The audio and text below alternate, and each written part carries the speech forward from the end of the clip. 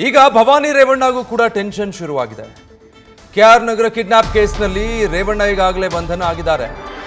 ಇದೇ ಪ್ರಕರಣಕ್ಕೆ ಸಂಬಂಧಪಟ್ಟ ಹಾಗೆ ಭವಾನಿ ರೇವಣ್ಣಗೂ ಕೂಡ ನೋಟಿಸ್ ನೀಡಲಾಗಿದೆ. ಈಗಾಗಲೇ ವಿಚಾರಣೆಗೆ ಹಾಜರಾಗಬೇಕು ನೀವು ಕೂಡ ಈ ಪ್ರಕರಣದಲ್ಲಿ ಅಂತ SIT ನೋಟಿಸ್ ನೀಡಿದೆ.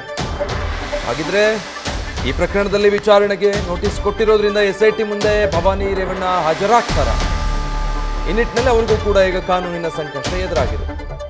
ಅವರ ಹೆಸರು ಕೂಡ ಆ ಕಂಪ್ಲೇಂಟ್ನಲ್ಲಿ ಉಲ್ಲೇಖ ಆಗಿರೋದ್ರಿಂದ ವಿಚಾರಣೆಗೆ ಹಾಜರಾಗಬೇಕು ಅಂತೇಳಿ SIT ಅಧಿಕಾರಿಗಳು ನೋಟಿಸ್ ಕೊಟ್ಟಿದ್ದಾರೆ.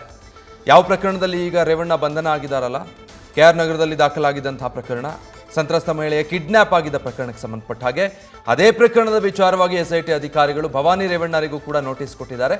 ವಿಚಾರಣೆಗೆ ಹಾಜರಾಗಿ ನೀವು ಕೂಡ ಅಂತ. ನೋಟಿಸ್ನಂತೆ ವಿಚಾರಣೆಗೆ ಹಾಜರಾಗ್ತಾರಾ ಏನು ಅನ್ನೋದನ್ನು ಕಾದು ನೋಡಬೇಕು. ಬಟ್ ಇದೇ ಪ್ರಕರಣಕ್ಕೆ ಸಂಬಂಧಪಟ್ಟ ಹಾಗೆ ಈಗ ಅವರು ಕೂಡ ವಿಚಾರಣೆಯ ಸಂಕಷ್ಟವನ್ನು ಎದುರಿಸಬೇಕಾಗಿ ಬಂದಿದೆ. ಪುತ್ರ ಇದ್ರಲ್ಲ, ಸಂತ್ರಸ್ತ ಮಹಿಳೆಯ ಮಗ ದೂರು ಕೊಡೋ ಸಂದರ್ಭದಲ್ಲಿ ಇವರ ಹೆಸರನ್ನು ಕೂಡ ಉಲ್ಲೇಖ ಮಾಡಿದ್ದಾರೆ. ಭವಾನಿ ರೇವಣ್ಣ ಅವ್ರು ನಿಮ್ಮನ್ನು ಕರೀತಿದ್ದಾರೆ ಅಂತ ಮೊದಲು ಕರ್ಕೊಂಡು ಹೋಗಿ ಬಂದರು, ಅದಾದಮೇಲೆ ಮತ್ತೆ ಕರ್ಕೊಂಡು ಹೋದವರು ನಮ್ಮ ತಾಯಿ ನಾಪತ್ತೆಯಾಗಿದ್ದಾರೆ ಅಂತ ಹೇಳಿ ಇವರ ಹೆಸರು, ಅಂದರೆ ಭವಾನಿ ರೇವಣ್ಣ ಅವರ ಹೆಸರಿದೆ, ರೇವಣ್ಣ ಅವರ ಹೆಸರಿದೆ, ಜೊತೆಗೆ ಸತೀಶ್ ಬಾಬು ಅನ್ನೋರ ಹೆಸರು.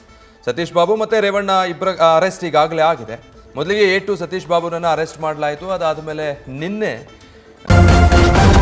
ನ್ಯೂಸ್ ಫಸ್ಟ್ ನಿರ್ಭೀತಿಯಿಂದ ನಿಮ್ಮ ಪರವಾಗಿ.